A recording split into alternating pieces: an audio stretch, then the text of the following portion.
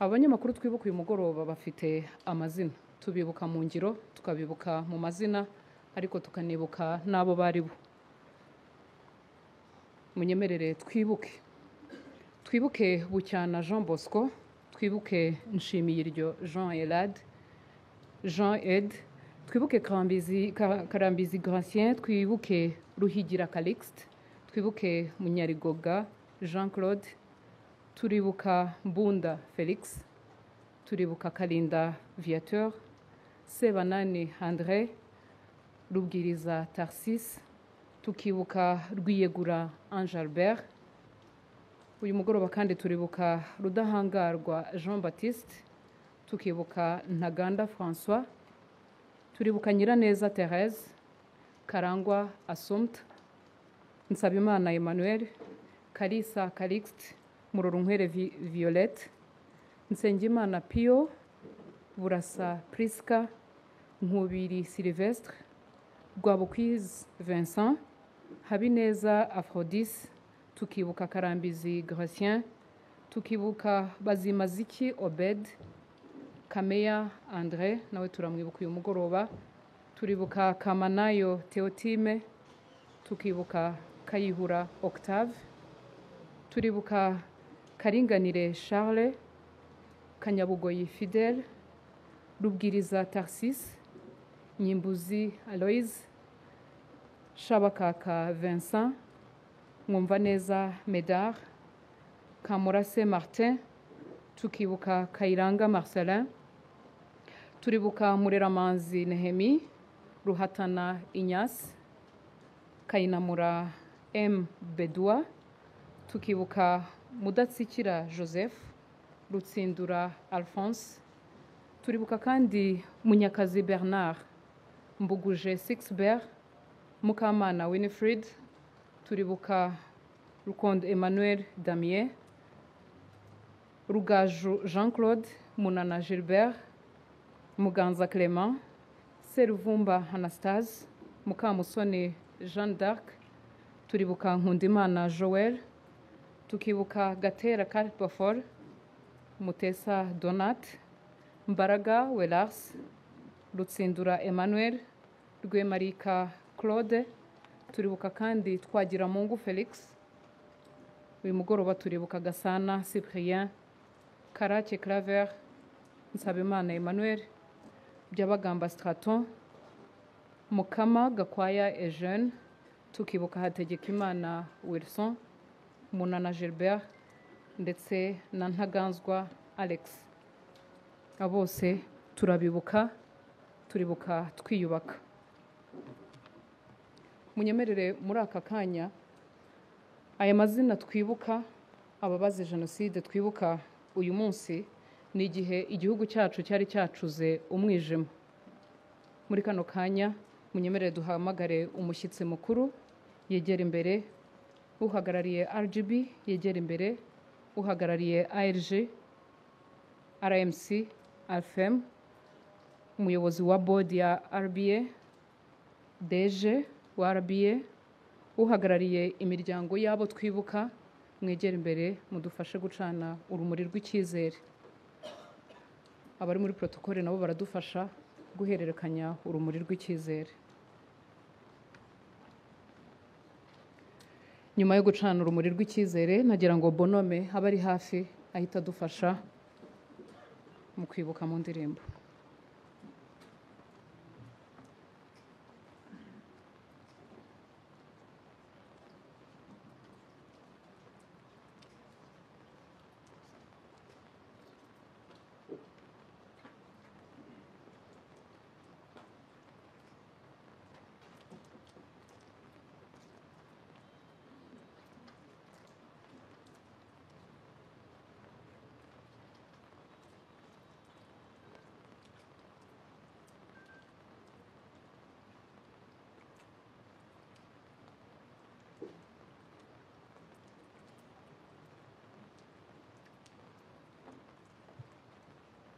Mu gihe ducana urumuri rw'icyizere twagira ngo dusabe twese duhaguruke, abagenda badufasha guhererekanya urumuri rw'icyizere nabo babidufashemo, twese duhagurutse.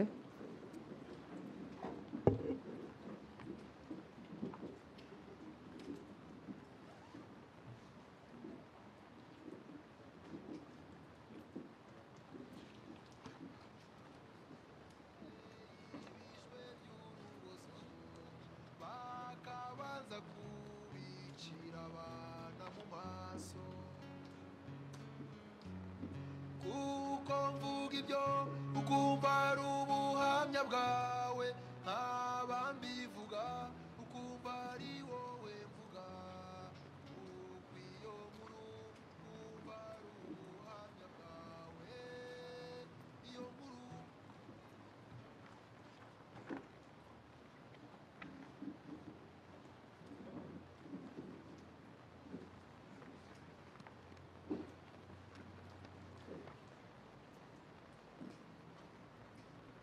munyemerere tubashimire dusubire mu byicaro hanyuma abadufasha gukomeza guhererekanya urumuri nabo bakomeze. Umuhanzi Bonhomme, umwanya ni wawe.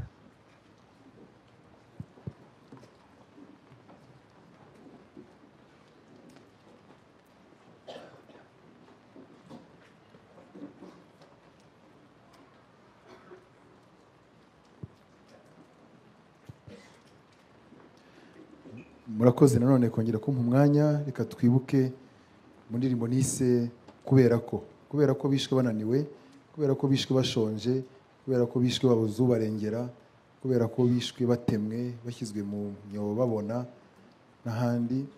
Nanjye nakoze indirimbo nyita kubera ko nitwibuka urupfu bishwe tujye twibuka n'ibihe byiza twagiranye nabo kubera ko twaje kubibuka.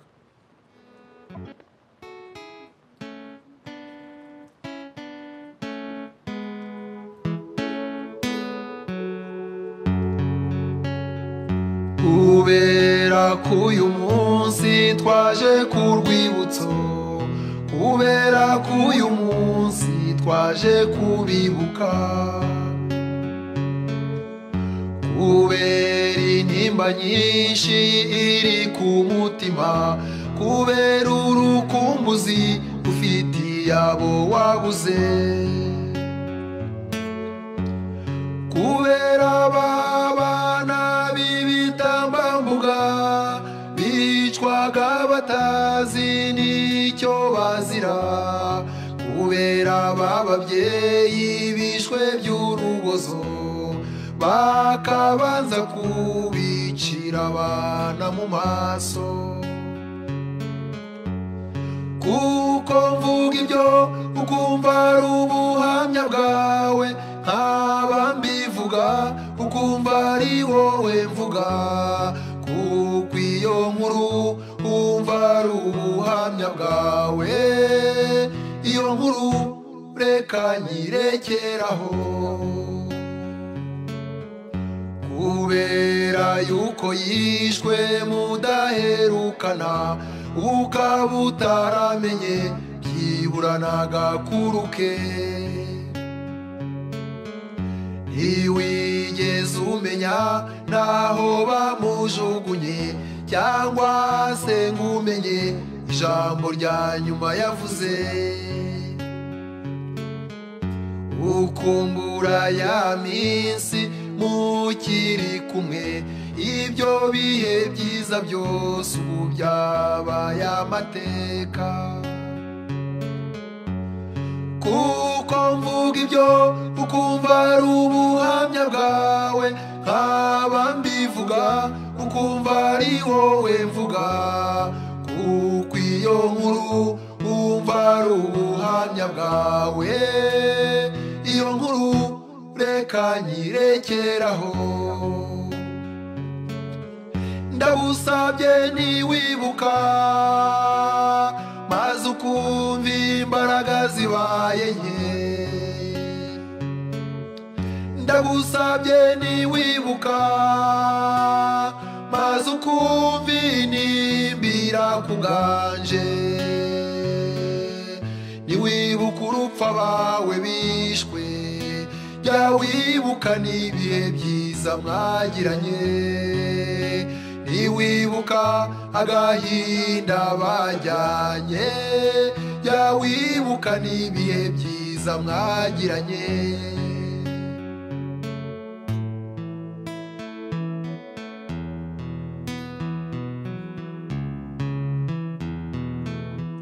kubera ko wagiye uzi kuzabasanga, kubera ko wasanze bose barashize, aho mwari mutuye wasanze ari amatongo, abari bahatuye nabo usanga barishwe.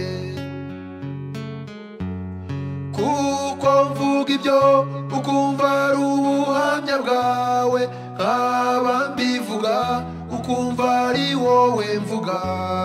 Kuko iyo nkuru umva ari ubuhamya bwawe, iyo nkuru reka nyirekeraho. Kubera yuko mwirwanye uko mushoboye, mugira ngo murebe ko byibura bucya kabiri. Kubera bababyeyi barundaga amabuye, barunda amabuye mu bitenge bahereza abagabo. Kubera babasaza na ya miheto yabo, kubera bya bikwerere na ya macumu yabo. Kubera ya nzara n'inyota ya cya gihe, kubera amabuye yarwanaga n'amasasu. Kubera cya gihe twigabizwa n'ibitero, aho niho ababyeyi baherukana n'abana, aho niho abana baherukana n'ababyeyi. Iyo nkuru reka nyirekeraho. Ndagusabye niwibuka, maze ukumva imbaraga zibaye nke. Ndagusabye niwibuka, maze ukumva inimbira kuganje. Niwibuka urupfu abawe bishwe, jya wibuka n'ibihe byiza mwagiranye.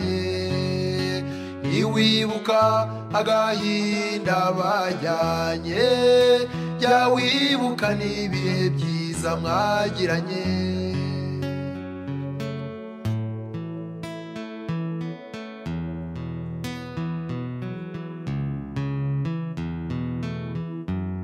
Abo wibuka none reka nge ngusaba, niwibuka kagahinda bajyanye. Uje wibuka na bya bihe byiza bimwe mwagiranye, cya gihe mukiri kumwe. Kandi uje wibuka kwabawe batazimye, kandi uje wibuka iteka wiyubaka. Kubera yuko abawe batigeze bazima, kubera yuko y'amashami yashibutse, ndagira ngo muvandimwe ngire icyo ngusaba, ugerageze maze umwenyure gake. Kubera turiya twana tw'utwuzukuru twabo, kubera ayo mashami babarira useke gato. Maze wibuke kwabawe batazimye, maze wongere uhobera ubuzima. Maze ugerageze wumva icyanga cyo kubaho, maze ugerageze wongere kubaho. Kuko iyo nkuru wumva ari ubuhamya bwawe, nkaba nyivuga ukumva ari wowe mvuga. Kuko iyo nkuru wumva ari ubuhamya bwawe, iyo nkuru reka nyirekeraho. Ndagusabye niwibuka, maze ukumva imbaraga zibaye nke. Ndagusabye niwibuka, maze ukumva inimbira irakuganje niwibuka urupfu abawe bishwe jya wibuka n'ibihe byiza mwagiranye niwibuka agahinda bajyanye jya wibuka n'ibihe byiza mwagiranye niwibuka agahinda bajyanye jya wibuka n'ibihe byiza mwagiranye niwibuka agahinda bajyanye jya wibuka n'ibihe byiza mwagiranye. murakoze mukomere. turamushimiye nanone Bonhomme ati niwibuka agahinda bajyanye jya wibuka n'ibihe byiza mwagiranye. Mu itangazamakuru tugira imwe mu mahame yo kutikoraho inkuru, ngira ngo ibi byagiye binatuma ahanini tudakunze kugaruka cyane ku itotezwa n'iyicarubozo abanyamakuru bakorewe mu gihe cya jenoside. Mperutse kugirana ikiganiro n'umwe mu barokokeye i Nyanza Kicukiro, ambwira umwe mu banyamakuru nawe wari uri muri urwo rugendo ajyanywe mu bandi bagiye kubicira hariya Nyanza Kicukiro, kubera ko abishi bamumenye nk'umunyamakuru ngo bakamutera imicanga mu maso bamubwira ngo uru ni urugendo rwo guherekeza umubyeyi wacu. Baramubwira ngo nagerayo iyi nkuru azayandike neza y'urwo rugendo. Akenshi ntabwo tugaruka kuri ibi muri rya hame ryo kutikoraho inkuru, ariko n'ayo makuru nayo ni byiza yuko amenyekana. Munyemerere muri kano kanya twakire Honorable Emmanuel Havugimana, umusenateri muri Sena yacu, atugezeho ikiganiro cy'uyu mugoroba.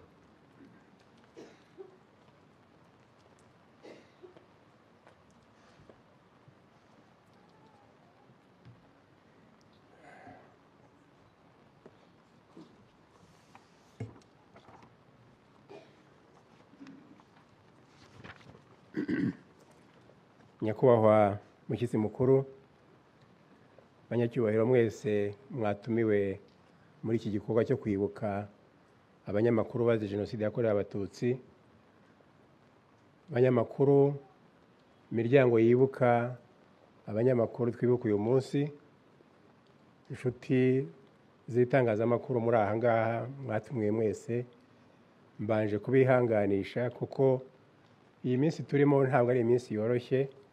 Ni iminsi twese izi ndirimbo twumva, ubuhamya butangwa n'ababaye muri iki gihugu mu gihe cya jenoside budukora ku mutima, ukabona ko umuntu atangiye kwijima mu maso, ugasanga ni ibihe biba bitoroshye kuri benshi kandi ntibishira.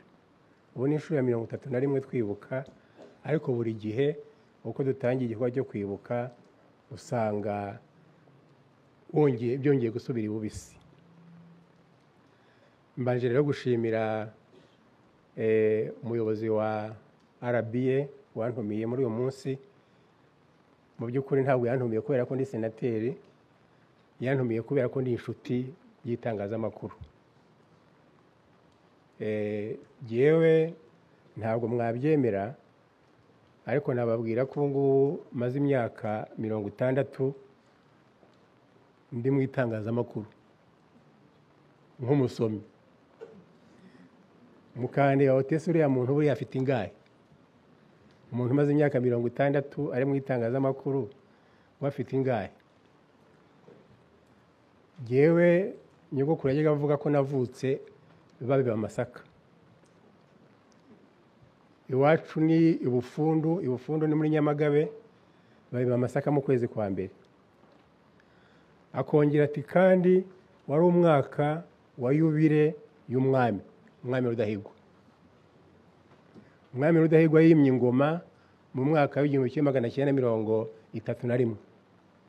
Ubwo urumva rero ko mwaka wa yubire y'imyaka 25 y'ingoma ye, murabyumva ko ari muri 56 babiba Masaka mu kwezi kwa mbere. Iwacu babiba mu kwa mbere. Akongera akibuka ko hari kuwa 6 abahirika bavuye gusenga. ubwo se itariki ntiyabonetse. Itariki wa gatandatu wa mbere naje gukora ubushakashatsi, wa gatandatu wa mbere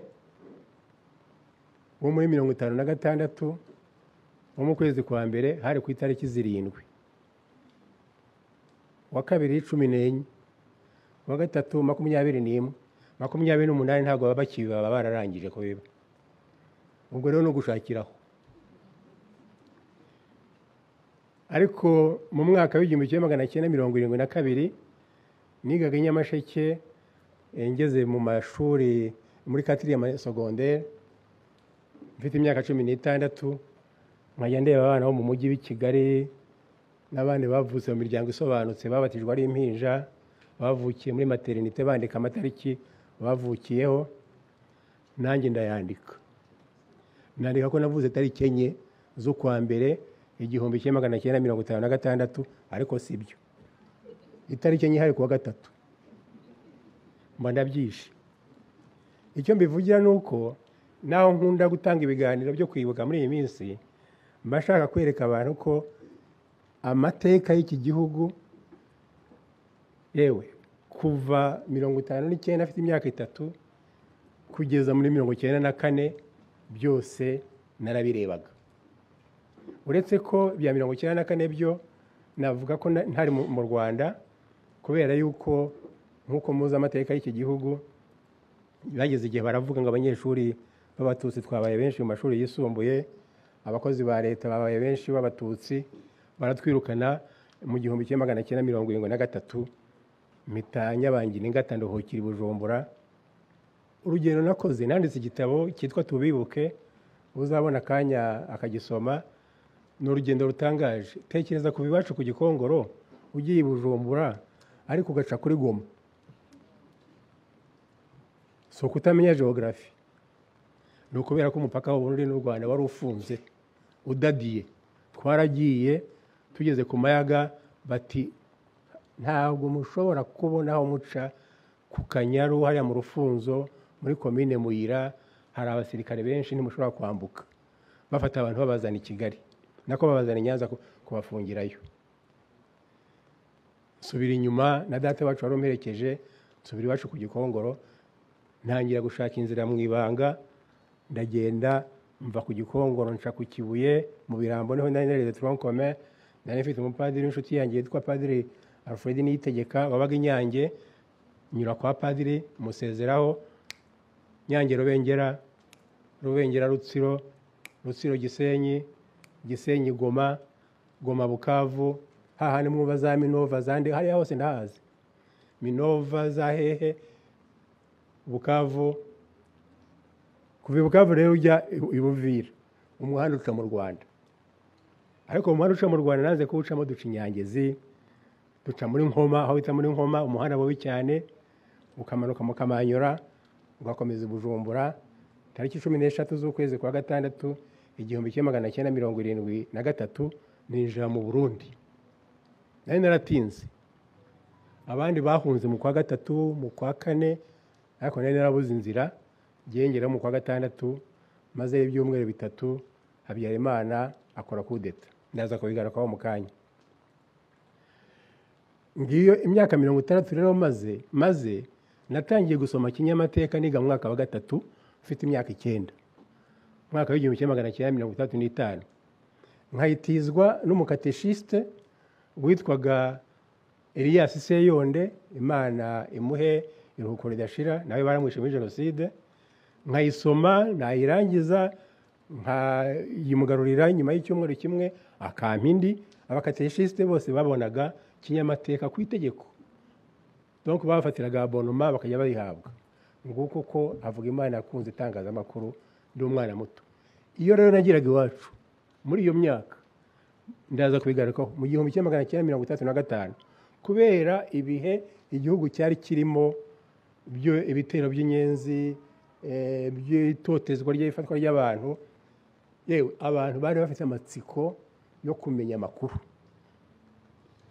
Ndibuka umunsi umwe mfite iyo kinyamateka muri 1935, nsomera abantu iwacu, abantu bakiku bangana, ntago bangana bari nk'abantu nka 20. ndabasomera nzi gusoma rwose ntategwa batega amatwi, ariko hari akantu kamwe nibuka kangiyemo. Umwanditsi yari yabwiraga abantu ngo mwirinde gusahura, mwirinde kurya inka z'abatutsi, mwirinde muha abantu amahoro. Yongeraho ngo ntimwasahuraga ngo musore. Ako kantu kangiyemo, ntimwasahuraga ngo musore. Ubwo ntimubyumva, mwebwe benshi ntabwo babizi. Ubu nanjye nsigaye ndi umunyamakuru kuri Facebook, mperutse kubyandika vuba aha mbabwira umusoro. Hano mu Rwanda kera hahozeho umusoro bita umusoro w'umubiri.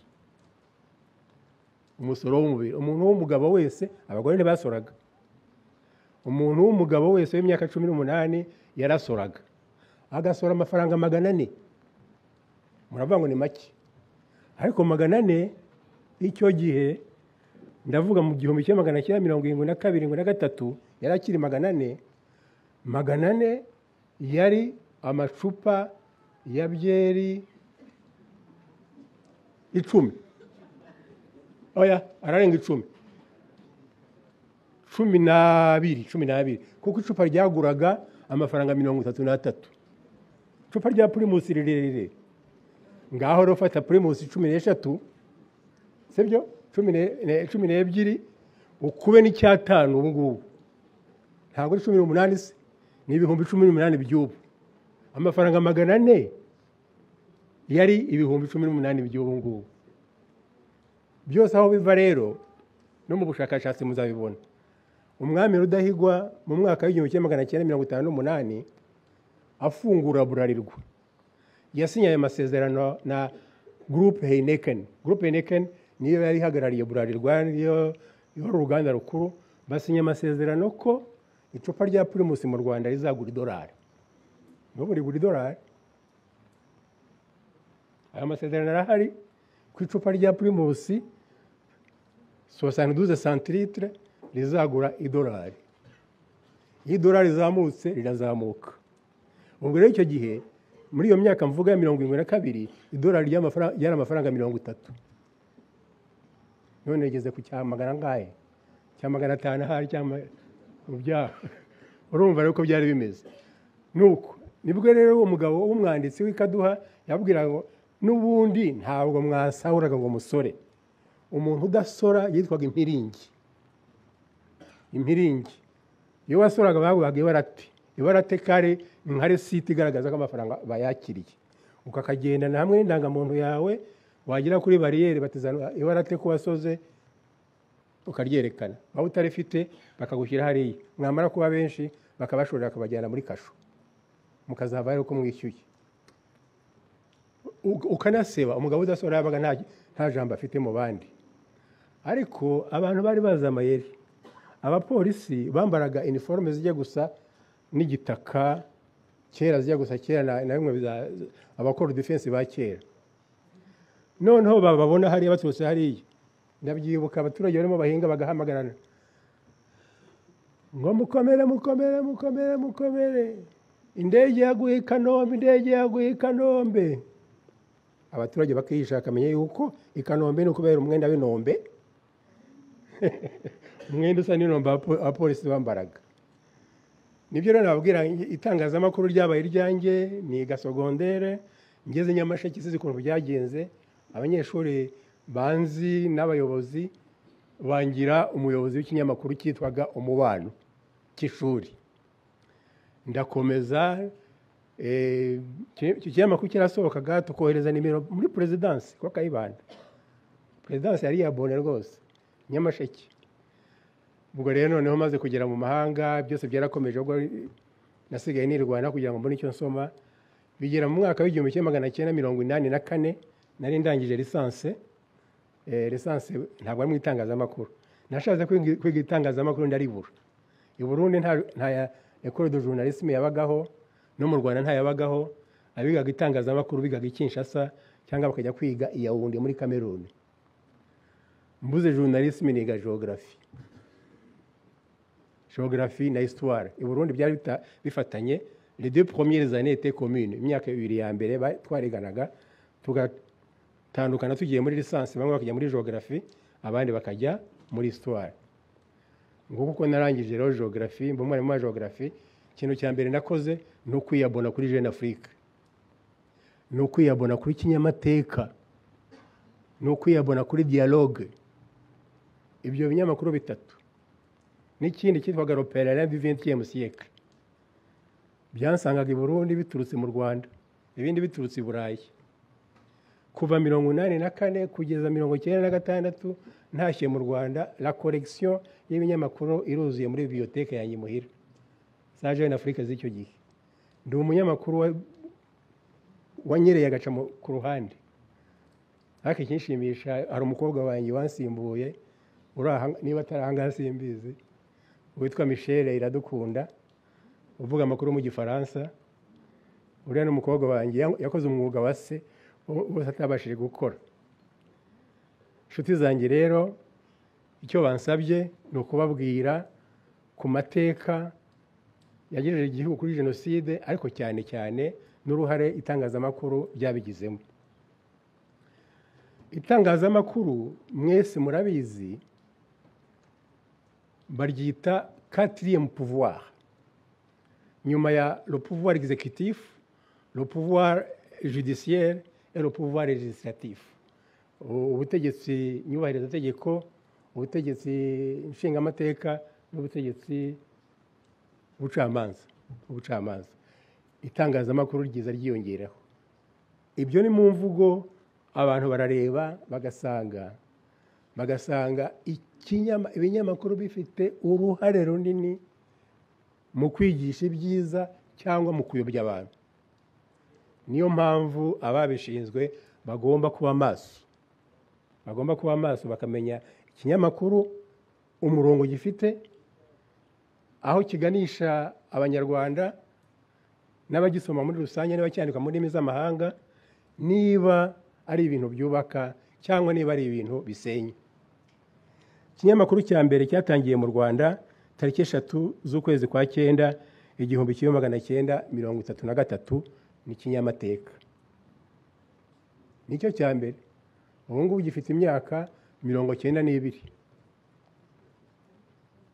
Tariki 3 z'ukwa 9 1933. Kikaba ikinyamakuru cya Kiliziya Gatolika, ariko bakajya bongeraho akantu ngo ntabwo ibitekerezo byandikwamo ari ibya Kiliziya Gatolika.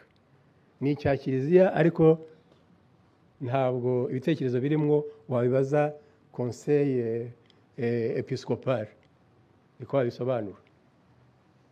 Kinyamateka rero buriya ndababwiza ukuri, Kinyamateka yagize uruhare runini mu kwigisha mu magambo ateruye asaba gusesengura, ari mu ubwenge, ariko mu kwigisha ibyagejeje iki gihugu si kuri jenoside, ariko kuri 59 niho nahera da. Kubera ko impamvu bivuga, umuntu wari muri komite de rédaction yacyo ni Kayibanda Gregoire. Kayibanda Gregoire yabaye umwanditsi mukuru wa Kinyamateka imyaka myinshi. Muri conference universelle ya exposition universelle yabaye i Bruxelles muri 58, Kayibanda yari ariyo. Namba Mbutu yari ahari cyo gihe. Nawe ari umunyamakuru. Buriya ubunyamakuru bugeza kure. Urumva? Kinyamateka niyo guhera muri 55 umwami atangiye kugirana ibibazo bigaragara n'ababirigi, niyo yabaye umuyoboro hamwe na cyo bitaga la Légion de Marie. Ndi umukristo w'umugatolika, ariko burya abaregiyo bagize nabo uruhare rukomeye cyane, kubera ko mwumva iryo zina Légion. Ubundi Légion bivuga umutwe w'abasirikare. N'abasirikare ba Bikira Mariya, la Légion de Marie. Nk'uko bavuga la compagnie de Jésus, abayezuwiti. Ayo ni amazina yose ya gisirikare. Burya abayezuwiti nabo ni ingabo za Kristo.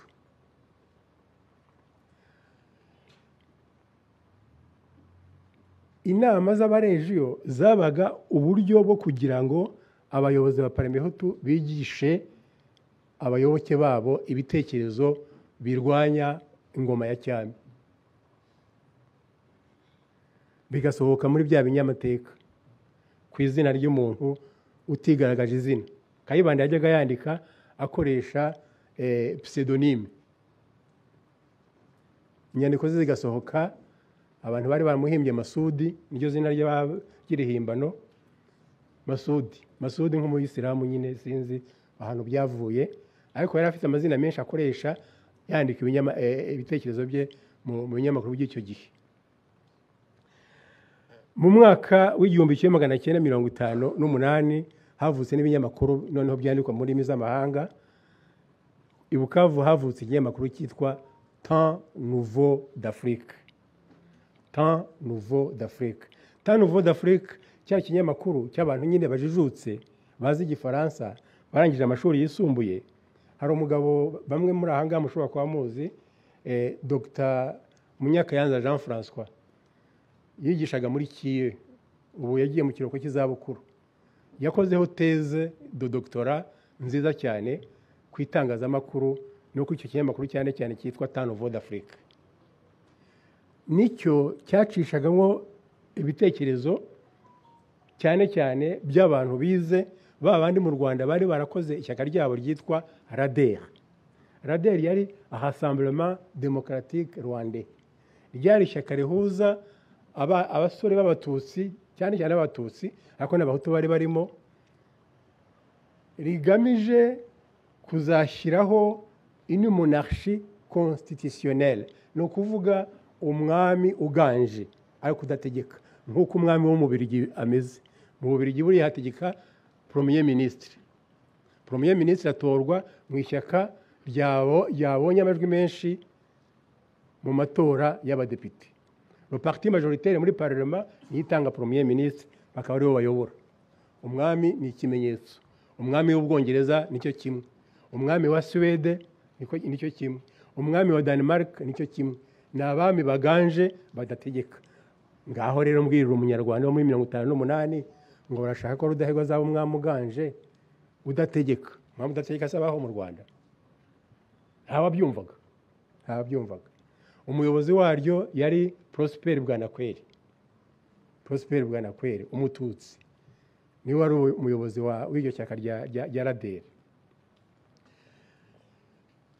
Temps Nouveau d'Afrique rero yabaye ikinyamakuru cyaciyemo ibitekerezo byinshi by'abantu bize cyane cyane muri groupe scolaire d'Asrida, bishaka kugaragaza ko ubwami nk'uko bwari bumeze icyo gihe nta mwanya bugifite mu Rwanda rwo mu kinyejana gishize, mu mwaka bari bageze 1958-59.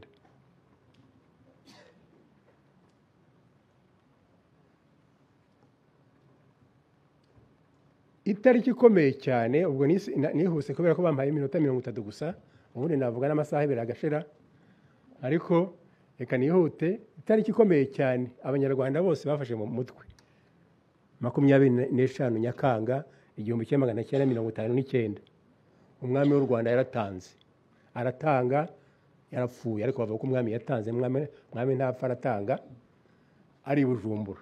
Bigenze biti nk'uko mubizi, u Rwanda ntabwo rwari koloni nka Congo, rwari territoire sous tutelle. Ni ukuvuga ni igihugu n'indagizo, baragije Ububiligi. Biransaba gusubira inyuma gatoya kubera ko twabanje kuba koloni y'Abadage. Abadage batsinzwe baturagiza Ababiligi bari muri Congo Belge. Tanganyika bayiragiza Abongereza bari muri Uganda no muri Kenya. Cameroon bayicamo kabiri, igice kimwe bagishyira ku Bongereza muri Nigeria, ikindi kibi cy'Abafaransa. Togo bayigira iy'Abafaransa. Ndimo navuga amakoloni, aya ari amakoloni y'Abadage. Namibia bayiha South Africa. Nguko ko twabaye ingabo z'Ababiligi guhera mu mwaka w'1916 na 18 cyane kuri Traité de Versailles, tuyoborwa n'Ababiligi kuva muri 18 kugeza muri 32. Noneho rero kubera so statut de sous tutelle, umwami w'u Rwanda yari afite uburenganzira bwo kuba yasaba ijambo mu muryango w'abibumbye, akajya kuvuga uko ababirigi batuyoboye. Nicyo yashakaga gukora. Intambara ya kabiri y'isi yose irangiye mu mwaka w'1945 habayeho umuryango w'abibumbye umaze gushingwa, habayeho icyo bise murabizi la Déclaration universelle des droits de l'homme. Umuryango w'abibumbye wemera ko abaturage b'isi yose bagomba kwihitiramo ubuyobozi. Le droit à la liberté d'expression, kwitorera ababayobora, nibwo ibihugu byinshi byo muri Aziya bitangiye gutekereza kwikuraho ubukoroni bw'Abongereza, ko Abongereza cyane cyane bari muri Aziya, bari mu Buhindi, bari muri Indonesia, bari mu bihugu bitandukanye byo muri Noza, muri za Sri Lanka barabongereza, muri Afurika cyane cyane bari Abafaransa n'Abongereza n'Abanyaportugal. Umwuka wo gusaba ubwigenge uraza, umwami Rudahigwa n'abatangira kuvuga ati natwe turashaka ubwigenge. Ababirigi bari baramushyigikiye bamaze gukuraho se muri 1931, kubera ko yaranze kubatizwa, yaranze kuyoboka idini y'abapadiri. Umuhungu we bari baramutwaye ari umwana afite imyaka 9. Rudahigwa yaravutse muri mars 1911, mu kwezi kwa gatatu mu 1911, bamutwara afite imyaka 9, mujyane Kabgayi, arerwa n'abapadiri kuva afite imyaka 9, atajya mu kiruhuko, yibera kwa padiri igihe cyose. Baragenda rero bamwigisha Igifaransa, bamwigisha imyitware, ukurisha ikanya n'ikiyiko n'iki byose, kuba umuzungu mbese ko kizungu. Amaze kugira imyaka 20 bakuraho se, bamwohereza i Kamembe. Jewe niyamamaza mu ntara y'Uburengerazuba, njya nsesa abaturage nagiye kwiyamamaza, ntumuzi ko ahangaha hahoze ari inyuma y'u Rwanda, kuko umwami se bamucira mu gihugu cye, bamucira inyuma y'u Rwanda, ni ukuvuga inyuma ya Nyungwe mu Kinyaga. N'Akayibanda yageze kuvuga kera ati Banyarwanda, Banyarwandakazi, namwe Abanyacyangugu. Nimubyibuka Pasiteri Bizimungu vuba ahangaha mu kwezi kwa 10 1996, igihe barasa i Kamembe bari Bukavu, iriya ntambara yakuyeho Mobutu, Pasiteri Bizimungu agikambe aturashe icyangugu, abarashe mu Rwanda. Ni igihugu cy'inshuti. Aturashe icyangugu, abarashe mu Rwanda. Urumva nuko umwami agikamembe. Cyakora Abanyarwanda bakomeza kumuyoboka, bakamenya rira cyamba, bakarigendamo ibyumweru 2, bakagenda bakamugeraho n'amaturo. Ababirigi baza gusanga ko bibeshye, ko bimuye kapitali. Nibwo bamuteruye bamujyanye Moba muri Katanga, kure cyane y'Abanyarwanda. Umwami aragenda amarayo imyaka 8, yitaba Imana 1945. Umuhungu we iyo myaka navuze kuva 1931 igihe yimye kugeza 1945, igihe se atanga no kuva igihe umwami atangiye kugirira ibitekerezo byo kwigenga, yari inshuti y'Ababirigi rwose pe. Hariho byinshi umuntu yavuga, kuko baramufashije, ariko bamufata sinzi ko babikoraga babishaka, ariko hari ibintu Ababirigi bakoze byavuyeho amacakubiri yatugejeje aho tugeze ubu ngubu. Ndabaha ingero nk'ebyiri gusa. 1929 Ababirigi bafunguye ishuri Butare ryitwa Groupe Scolaire d'Astrida, ririmo section enye: administration, vétérinaire, agricole, médicale. Section administrative yigagamo abana b'abatware gusa, bagomba kuzasimbura basi. Utavuka mu muryango w'abatware ntabwo warijyagamo. Iyo se apartheid. Agricole ikajyamo abana b'abahutu bazaba agronome, bagafatanya na base guhinga. Ukumva ko umuntu yasaga naho afite umuyoboro, umurongo w'ibyo agomba kuzakora kuze bitewe naho yavutse. Aba veterinere kubera ubworozi bakavanga, cyane cyane abaveterinere benshi nabo bari Abatutsi, ariko Abatutsi bato batari mu miryango iyobora, bakaba aribo bazaba veterinere. Urumva 1929 1933 bashyiraho 32 bashyiraho yabo kuduhara tuvuga irimwo hutu tutsi twa bitahozeho mu Rwanda. Critère inka 10 waba udafite 10 ntubu mu tutsi. Urumva ibyo byose Rudahigwa byihanganiye, ariko atangiye kuvuga ibyo kwigenga ababirigi bati ntibishoboka. Ubwo bwigenge bwawe mwebwe abatutsi 15%, ubwo se twabaha independence igihugu tukaba tugitanze tugihaye ndi. Nibwo rero bagiye muri seminari, bari abaparmehutu mwese mubona bize seminari, uhereye kuri Joseph Gitera, Joseph Habyarimana Gitera yize seminari, ariko we kubera amashagaga menshi n'amahane n'ibitekerezo biteye ukuntu, mu mwaka w'1941 baramwirukana bati wowe wava mu munyapolitike ariko ntabwo wava mu musaseredoti. Gitera arataha, Kayibanda ariyorobeka agumamo, ntiyabaye padiri ariko seminari arayiga arayirangiza avamo, bamuha kuza mu itangazamakuru muri kinyamateka. Urumva abapadiri rero bajya muri seminari bashaka abana b'abahutu. Ibyo byose byakorwaga nande na Monseigneur Peroda, afite uruhare rukomeye cyane. No Musuwisi si umubirigi, erega ibintu byarakomeye ku buryo Monseigneur Bigira Umwami yahawe ubusenyeri mu mwaka w'1952. Baravuga ngo c'est le tout premier évêque en Afrique noire, pas seulement en Afrique au Congo belge Rwanda Burundi, ariko mu bihugu byose by'abirabura niwe musenyeri wa mbere wahawe ubusenyeri bwa mbere w'umwirabura icyo gihe. Ariko Musenyeri Bigira Umwami arareba ibintu ababirigi barimo bakora n'ibyo barimo bigisha muri groupe muri seminari y'Umunyakibanda. Uzi ko Bigira Umwami yageze aho agafungura seminari ye nkuru ku Nyundo, adashaka ko abapadiri be bakomeza kurogwa n'abapadiri bo mu Nyakibanda pe. Atangira seminari ye nkuru ku Nyundo, nimujye mu bitabo muzabisangamo, kubera ko yabonaga ko ibyigishwa hariya byarasenyaga, cyari ibintu birimo umurongo w'inzangano. Uriya yabaye umugabo cyane. Urundi rugero natanga ku butwari bwe, batwirukana icyo gihe muri 1973, batwirukana mu mashuri yisumbuye no muri seminari byarahageze. Abaseminari abonye ko bashaka kwirukana abanyeshuri b'abatutsi, umunyeshuri abaseminari bamaze kubona yuko amaze kubona ko haje umwuka mubi, aravuga ati umusaseredoti si umuhutu, si umututsi, si umutwa. Umusaseredoti mwiza n'ugomba kuyobora ingabo, ubushyo bw'Imana. Sibyo? Yakoze iki? Yafunze ishuri, arabirukana bose. Abantu bakunda kubyibuka, hari gihe nabibayemo.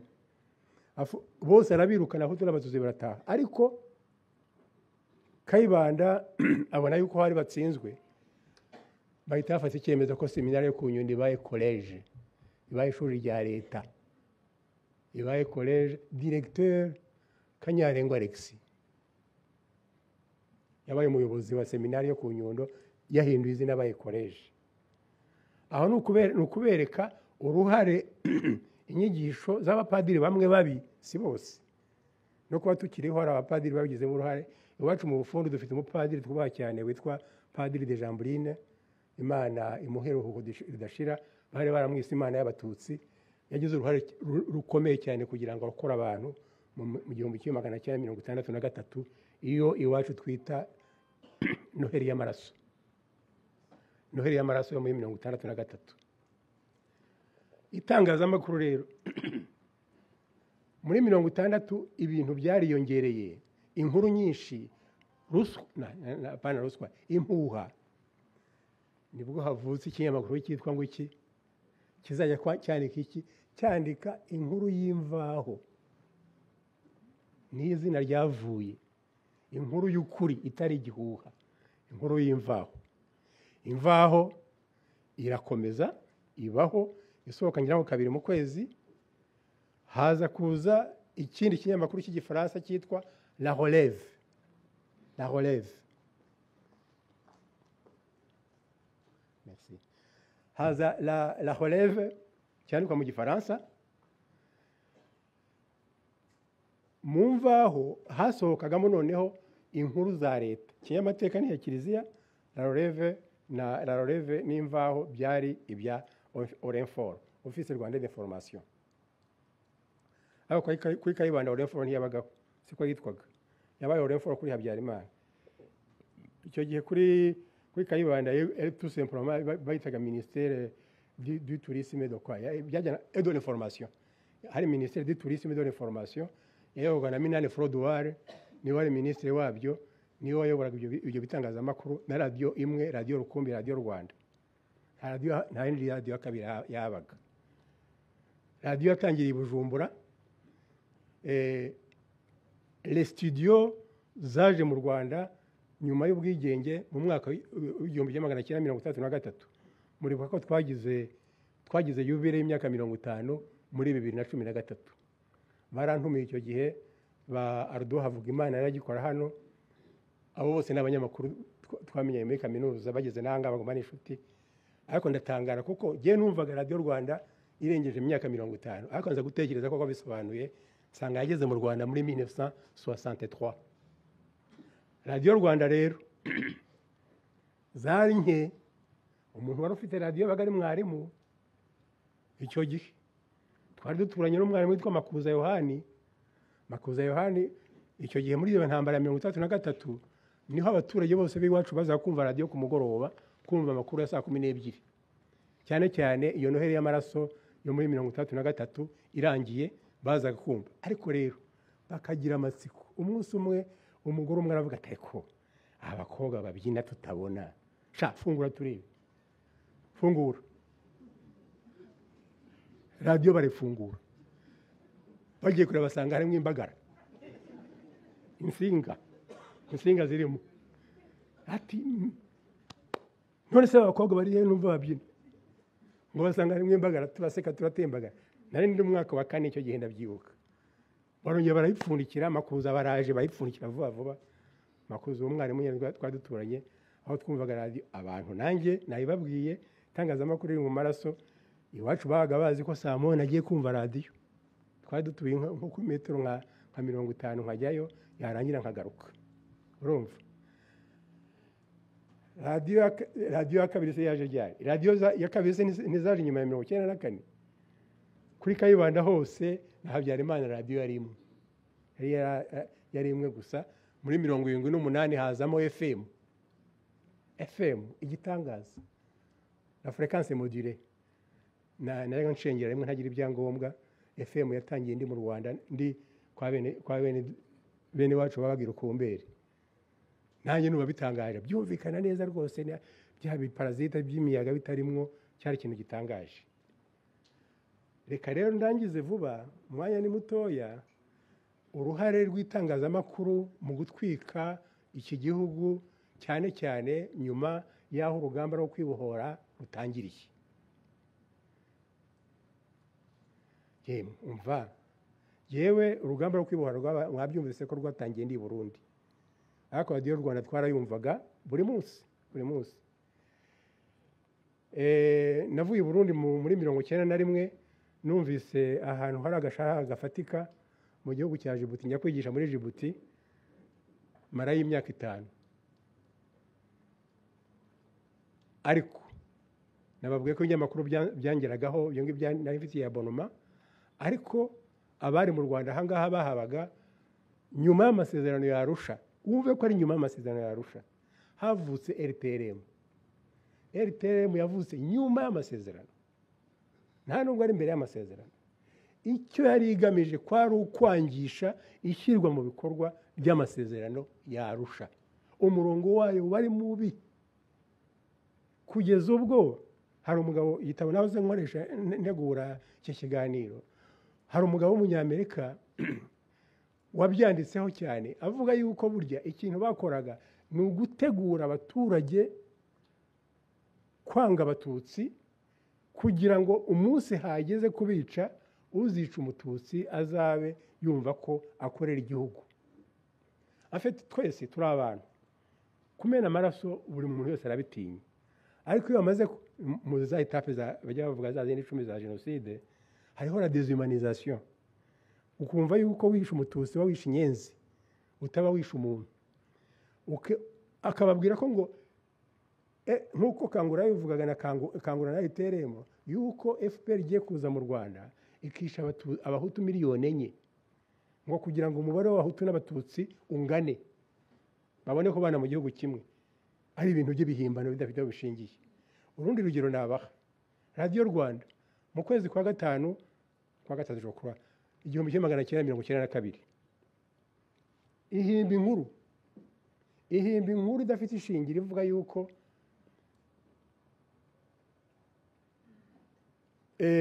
FPR giye kwica abatutsi iki byose ko itangazo rivuye i Nairobi inshuti zacu zatumenyesheje yuko hari umugambi wo kwica abahutu. Nibwo habaye iki Rwambuka muri komine Kanzenze habaye icyo nakwita nk'igeragezwa ryo kwica yo gukora jenoside bica abantu mu Bugesera kubera inkuru mpimbano igira ingaruka abantu barapfa barashira. Itangazamakuru iyo rikoreshwe neza ni ryiza ririgisha rikigisha abantu bakayoboka bakamenya amajyambere ikintu cyiza ariko iyo ribaye ribi donc navuga ngo c'est une arme à double tranchant no kuvuga iba mbi ikaba nziza bitewe nuko ikoreshwa. Nicyo nshaka gusorezaho kubera umwanya mutoya bampaye ariko mwebwe abanyamakuru abandika ubu none dusigaye twese twarabaye abanyamakuru kubera social media abari active kuri Twitter yabaye X turandika buri munsi abandi bandika kuri Facebook cyangwa izindi mbuga za Instagram n'izindi mujya mubona ibintu biriho umuntu yandika inkuru ugahita ubona son niveau de formation kabona ko ari umuntu wo hasi cyane. Itangazamakuru ryabaye ry'abantu bose umuntu ufa gusoma no kwandika yiyandikira ibyo yishakiye agatukana akagira ate ariko namwe ibyo mujya mwandika mujye mwandika ikintu cya karite kigaragaza facts uvuguruza umuntu para kuvuga ngo wanyana yimbwa nta cyo umurushije nta kintu umurushije uvuga uti ibi ni ushyireho imibare ushyireho amafoto umuvuguruze ku bintu yakoze. Ndumva aricyo ko nasozerezaho itangazamakuru nashatse kwerekana mu magambo make amateka rifite muri iki gihugu meza n'amabi mu gihe cyo gushaka inyungu z'abategetsi bari icyo gihe kuri Repubulika ya mbere kuri Repubulika ya kabiri none ubu ngubu nyuma ya jenoside yakorewe abatutsi itangazamakuru dufite erezoma kugeza ubu hagiyeho de derapage singomba kuvuga amazina byagiye bivuga ugasanga ikinyamakuru gitaye umurongo ukabona ko kinyereye abanyamakuru ugasanga barandikana impakute kwa ibyo rero mwebwe mwe mushinzwe kubireba mugomba gufata ingamba zigaragaza kuko ntabwo tuzemera ko igihugu cyongera gushya kubera itangazamakuru ntibishoboka. Ni ugufata ingamba hakiri kare umuntu agahabwa warning kubera ibyo yanditse yakomeza bakagifunga. Murakoze twibuke twiyubaka.